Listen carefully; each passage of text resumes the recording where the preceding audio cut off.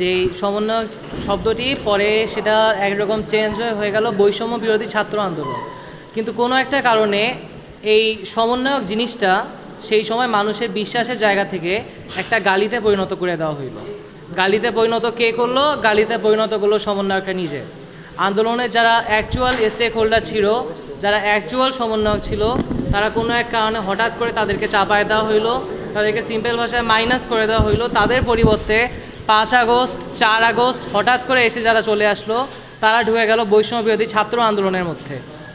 গত 6 থেকে 7 মাসের মধ্য দিয়ে বৈষম্য বিরোধী ছাত্র আন্দোলন, বর্তমানে আমাদের এখানে প্রায় 20 জন আমরা এখানে পদত্যাগ করছি। আমাদের পদত্যাগটা এখন থেকে না, আমরা যখন থেকে নোংরামি দেখা শুরু করছি তখন থেকে আমরা অন রেগুলার বেসিস আমরা প্রোটেস্ট করা শুরু করছি।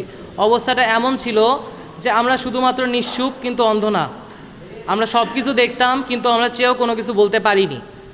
অনেকবার চেষ্টা করা হয়েছে, হয়তো ফ্লোর দেওয়া হয়নি, হয়তো মিডিয়া আনা হয়নি, কোনো কিছু আনা হয়নি। এবং যেই কয়জন কথা বলার চেষ্টা করেছে, প্রোটেস্ট করার চেষ্টা চালিয়েছে, তাদেরকে কোনো একভাবে কোনো একটা কন্ট্রোভার্সি দিয়ে হোক, কোনো একটা কারণে হোক, তাদেরকে কিন্তু প্ল্যাটফর্ম থেকে সরিয়ে দেওয়া হয়েছে। বৈষম্য বিরোধী ছাত্র আন্দোলন রংপুর মহানগর এবং জেলা উভয় কমিটির এখানে যুগ্ম সদস্য সচিব, সংগঠক এবং সদস্য সহ এখানে আজকে সবাই তাদের পদত্যাগপত্র জমা দিয়েছে। হয়তো সংখ্যাটি আরও বাড়বে।